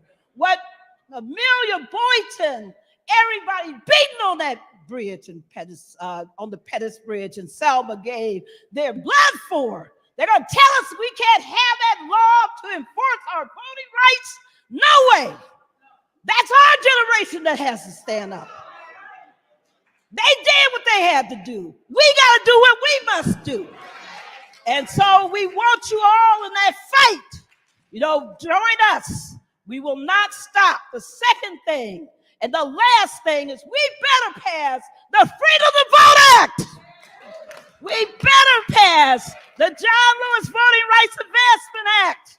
We have to do the work. Don't say I'm not a lawyer. John Lewis wasn't a lawyer. Dr. King wasn't a lawyer. Fannie Lou Hamer wasn't a lawyer. Don't be telling me that this is not your fight. This is all of our fights. They wrote some of the best laws we ever seen out of the hearts and the desires of our people. So that's what I got to say. Thank you for giving me this opportunity to lay a word. Yeah, Barbara. Yeah. Thank you. Thank you.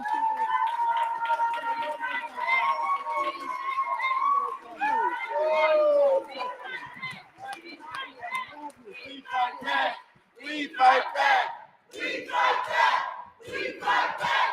We fight back. We fight back. We fight back. We fight back. We fight back. We fight back.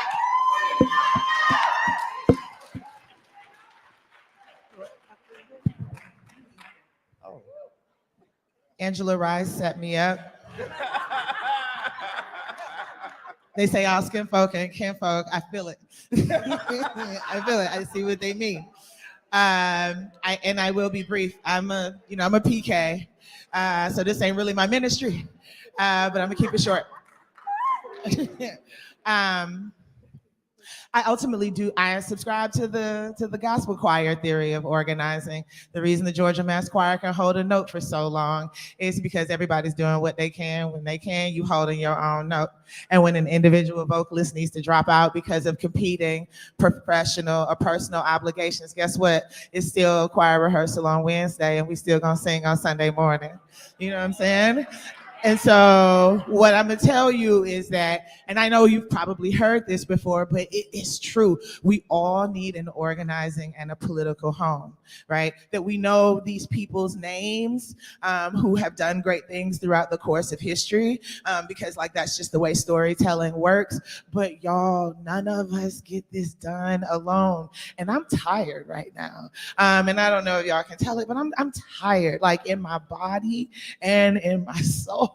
That I've had a lot of grief and a lot of loss. But guess what? I am in community and networked with people who when I just can't, I know that the work is continuing. And guess what? Now that I'm ready to tap back in, people have created avenues because I know that the work is continuing. You know what I'm saying? And so what I'm here to tell you is, even if it's not Black Voters Matter, but it absolutely should be, that everyone needs an organizing and a political home. It feels really important. And I think the second thing is don't let them play in our faces and don't let them play in Black people's faces. And what I mean by that is that memory is our superpower.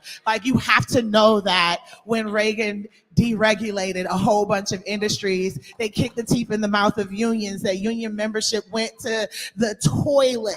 You have to understand that they closed all the mental health hospitals. And so what we're seeing as a rise in crime, right, is just poor people who don't have the things that they need and they've been abandoned by society. That prisons became a for-profit industry that were traded on the stock market and now people are making money from it. So they're not gonna divest from it because it's making them rich, right? Don't let them play in your faces. Memory is our superpower, right? You cannot fix what you haven't faced. And so we never lie to the people. We don't lie to ourselves. We look straight ahead at the issue and figure out what we're gonna do. The people that were in the streets, the George Floyd racial justice protest that happened in the summer of 2020, 26 million people globally put feet in the street, right? 26, the largest protest period in the history of the world, right? And not only did it happen because people were fed up, but it also happened because we were also in the middle of a global pandemic, but also because people's material needs were being met. For a minute, people felt like their they wouldn't lose their house if they went out into the streets with their neighbors, that they might, like, they still were able to, like, there were resources that were available. People were able to see how they could take care of themselves. That in addition to working and doing the gig economy and doing Uber Eats, right, that at some point we got a chance to sit down. So what I'm saying is, as you're thinking about what you're building, what you're gonna fight for, what you're gonna fight against, also know that South Carolina doesn't have a state minimum wage. That the federal minimum wage is $7.25, that Americans haven't had a raise in 15 years. That the federal minimum wage, the last time it was raised was in 2009, right? So an army marches on his stomach or an army marches on his feet, but people need boots, right? And so as we're thinking about what it is that we're gonna fight for, what it is that we're gonna build, don't let people play in your face, right? Understand that people are working and trying to make it happen, and that we all need each other, and that we need political homes, and that it doesn't have to be one superhero in order to make that happen, because that's really never how it's ever happened. Thank you. Say, Tamika. I want to, I guess, offer solutions in reference to a question that was asked earlier. The 24-year-old organizer, you lifted up women and children, and to that, as opposed to just going into what I thought I was going to say earlier, I'm trying to avoid the preachy part. We have to leverage the archive. The reason why I keep lifting up history is because the blueprint is already there, right? Wes said something as well, like we don't want to outsource, our liberation. We have agency and we have an ability to actually pave the way for liberation for ourselves. So what does that look like for me? For me, it is media literacy, right? That's something you can do, right? Libraries, they are the most subversive organizations, Bell Hooks said this, that exist. And it's within these libraries, y'all, within these archives, that we can literally find the blueprint. Ella Baker told us to divest, or reminded us or warned us to divest from messianic modes of leadership. There is not one Messiah that's going to come and save us from this hell that we may be living in. We have to become the heroes, the heroines in our own stories. And we can do that. This is South Carolina, and I think many of you in this room will be participating in the whole weekend's long activities. And I think it will culminate in a visit to the newly opened African American Museum, right? What I really do hope and urge you to do is to make contact with the stories, specifically the stories where Black women have held leadership positions and have literally architected their ways out of illiteracy, out of poll taxes, right? We have the citizenship schools. We have the Progressive Club. I'm gonna look up her name again, Septima Clark. I'm gonna say Bernice Robinson, right? You have to make sure you come in contact with the Black Women's Club movement that gets no credit. A lot of those roads lead right directly back to the Low Country. They lead right directly back to Charleston. The board, Brown versus the Board of Ed, Charleston, South Carolina. Okay, you have to leverage the archive. You have to teach yourself the lessons of those who fought before you, because it literally can help you prepare you for this moment right now. And remember, again, presidential elections, it's a warm up. It's a warm up. We've got we're the congressional first, right? There's a whole Alexander, the case that before the Supreme Court, right? The South Carolina first congressional district, right? So like we have things that we can participate in. We can join the LDF and also other Black Voters Matters partners who are trying to spread the word about how our democracy has been taken from us. This is a Section 5 state. So when the Voting Rights Act was gutted back in 2012, right? 2013. Our state was one of those states that didn't act right. So, and what did we do? We ushered in ID laws, which didn't disenfranchise many of our rural aunties and uncles who don't have the ID because they were born to midwives in the rural South, and maybe their midwife didn't process their birth certificate. They were voting before with their military ID or any other ID, but now they can't. We have to connect with those stories. We have to connect across generations, right? My elders, you have to welcome young people, right? Especially down here. Look. Some people think I'm younger than what I am. I'm 43 years old, and I know I still say yes, ma'am, and yes, sir. Okay, all right. We have to close those generational gaps, because that's where the stories are. And if I don't know what you went through, if I don't know how you got through it, I'm not going to be able to get through it. And I'm not going to be able to impart that to those coming up behind me. Thank you, Tamika. Come on, founders. Yes, he did.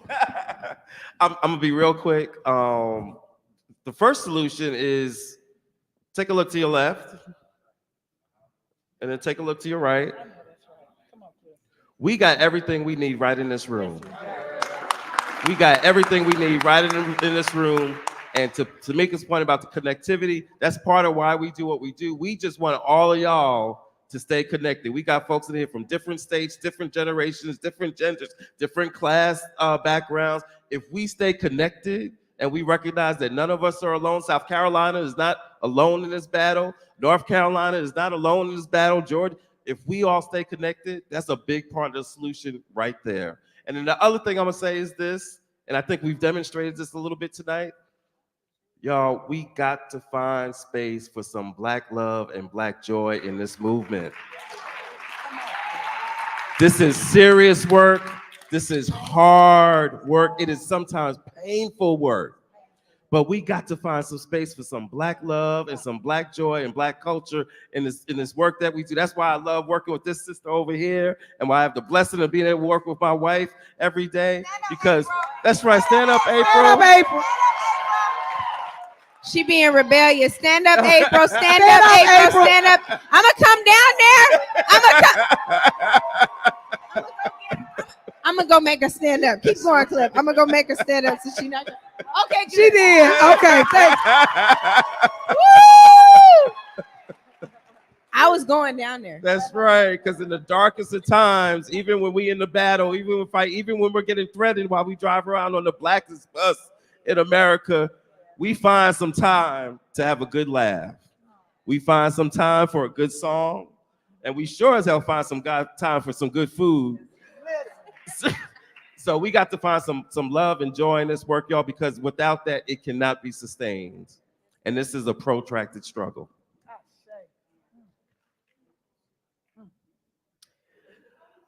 Oh, freedom. Oh, freedom. Oh, freedom over me. And before I be a slave, I'll be buried in my grave and go home to my Lord and be free. I wanted to sing that. I was sitting here and I so wanted God to give me something clever politically to say. I did. I wanted to have this political ending of something around solutions to say. But I've actually been kind of arrested in the spirit sitting here.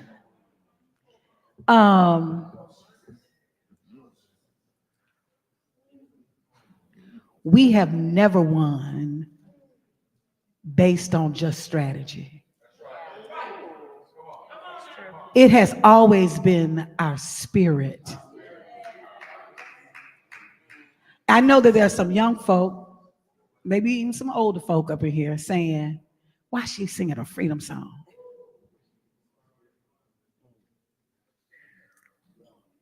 This city right here, 85% of Black folk in this country are connected to an ancestor that came through Charleston's port. Did y'all know that? Come on.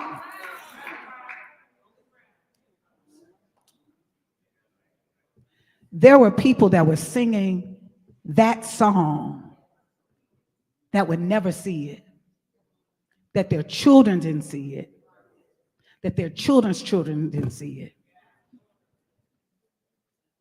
Yet, when they didn't have anything else, it's like, all I got is this spirit to believe that there's something greater that God has for me.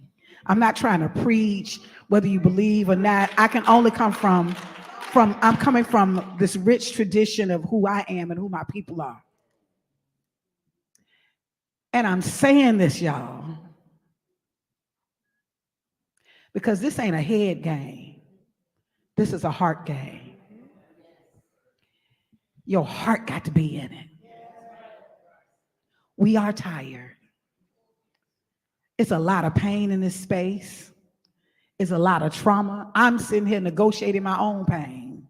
Some of you all know that I lost my only child a year and a month ago. That I lost my father 2 days after Christmas. That I've lost 6 friends in the last 6 months. That my brother, my grandmother, everybody in my household I grew up with is dead. I ain't saying this in a space for anybody to feel sorry for me. I'm saying this in the space that I am so grateful that God has given me a spirit that even when I can't see my way out, I know what's on the other side.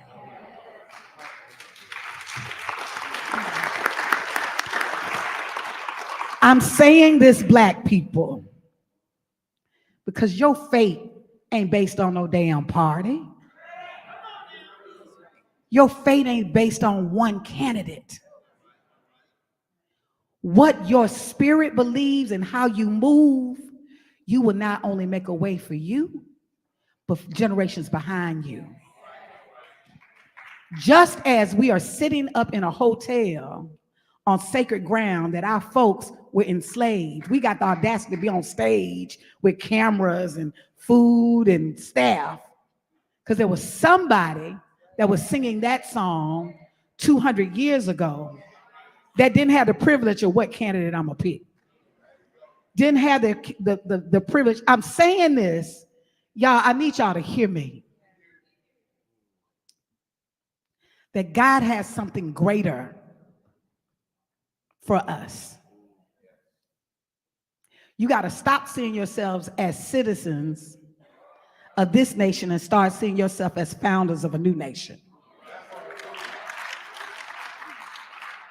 And that requires you not just to take a position because it's popular or it's contrary, because sometimes we just like being contrary. That's okay. I like being contrary sometimes too. I get it. But that requires you to actually see something that is greater than the circumstances that you're in. I always ask people, and I'm going to end in a minute. I always ask people to go through this exercise where I ask people, what would this nation look like without racism? And so when I ask that question, even now, I'm asking it right now, a show of hands. Some of you all have been through this before because we've done Black Voters Matter stuff. How many of you all have never been asked that question?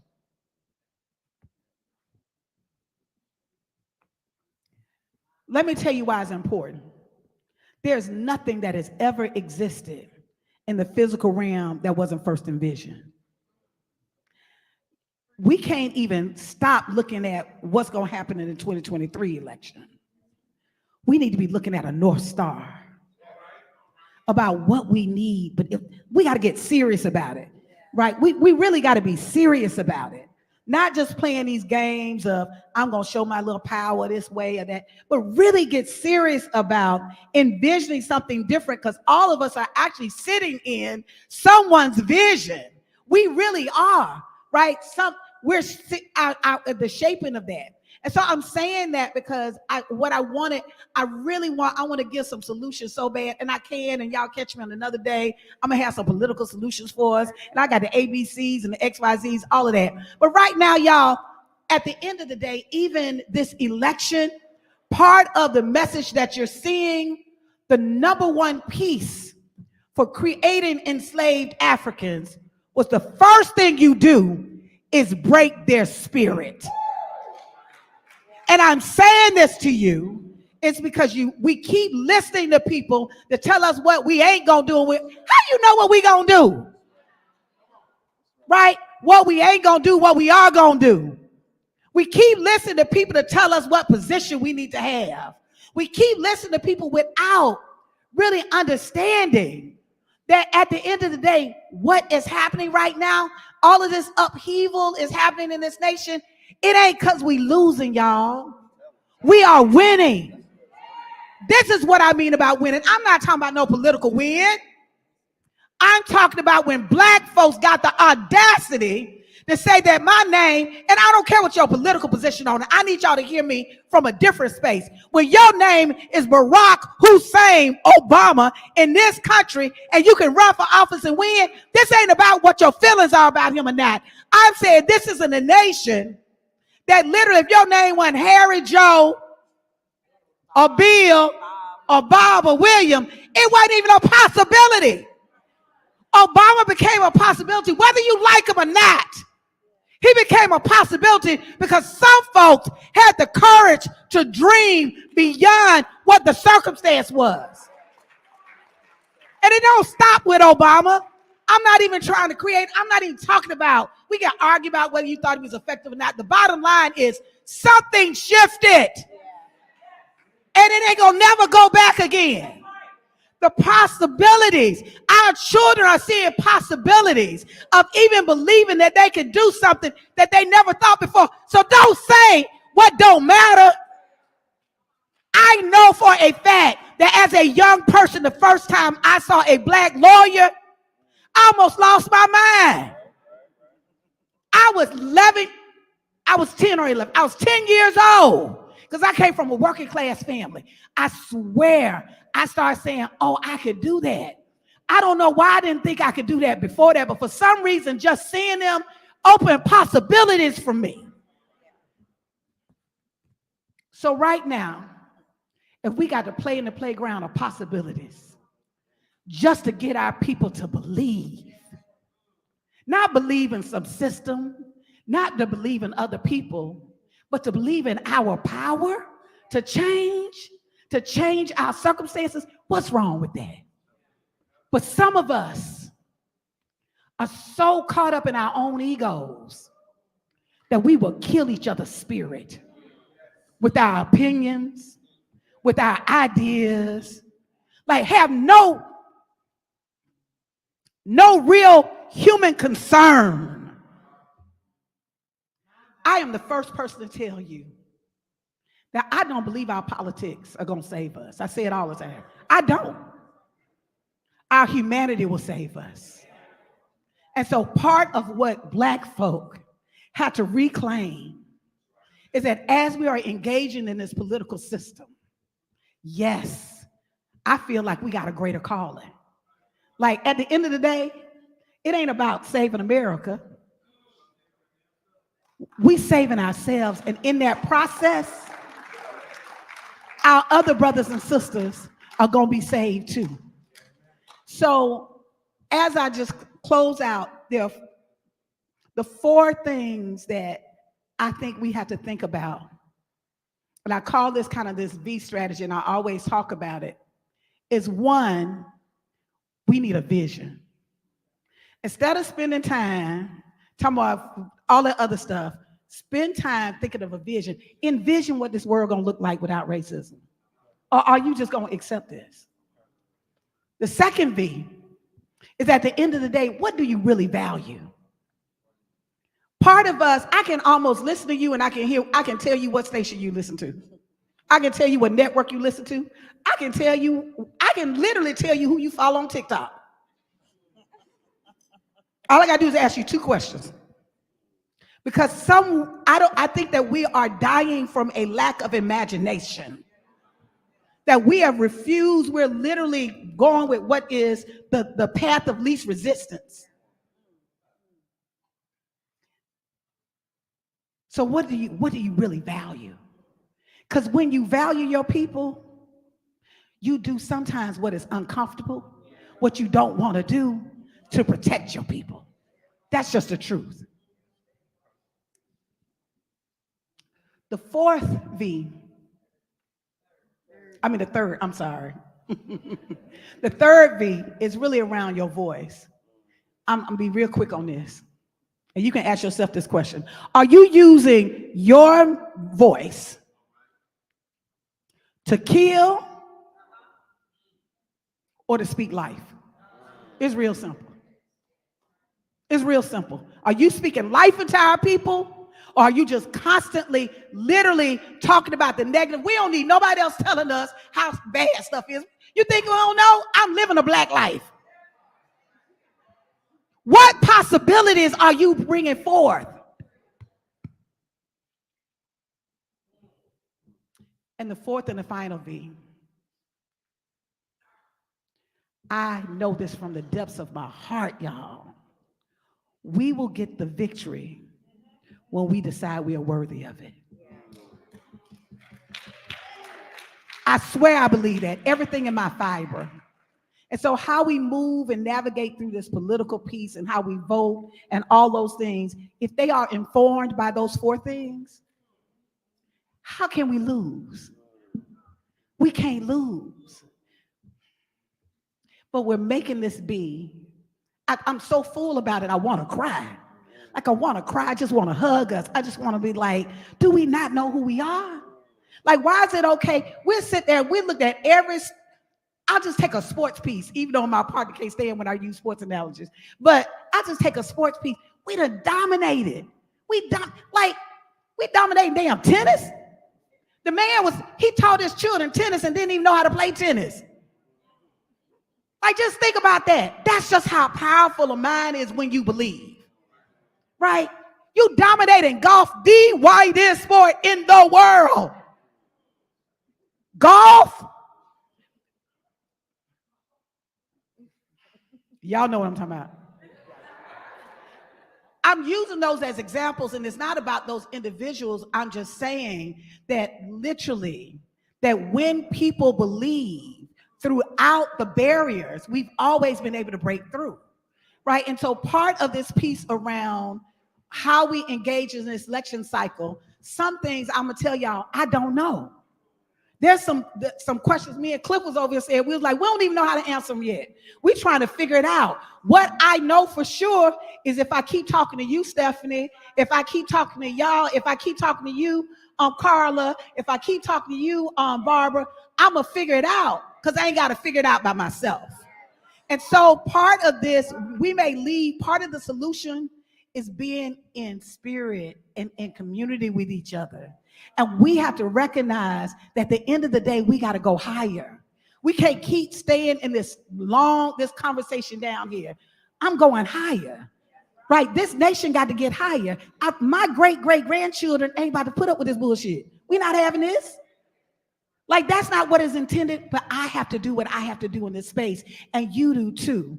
So the thing that I will leave you with is what I know for sure is that when people really believe, when you believe with everything your fiber you believe, you will find a way. You will find a way, Harriet Tubman, when you can't read or write and there's a 50,000 bounty on your head, and you actually have blackouts, and you see it's a star in the sky, and then y'all got the nerve telling us what Biden done did. Come out here. Don't miss me with that. How you gonna stop you? Or Trump? What are you gonna do? And where's the North Star?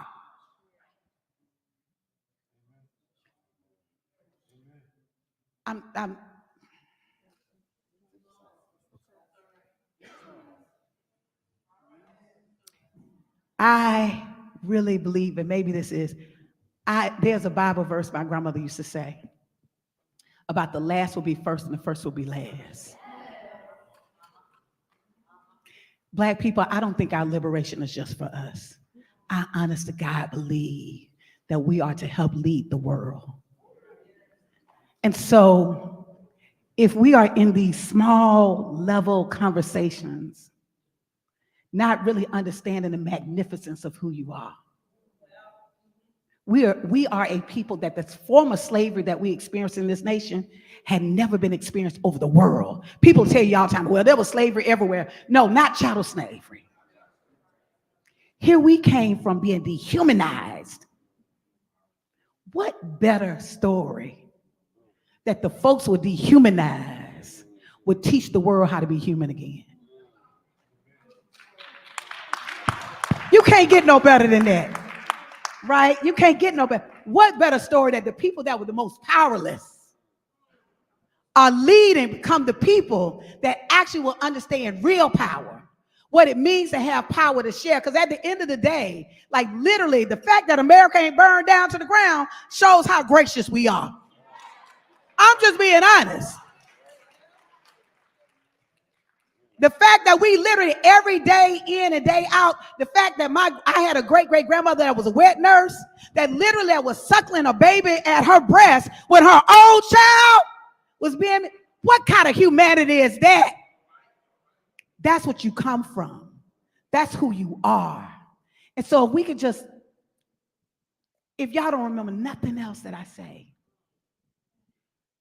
our politics will not save us, but our humanity will.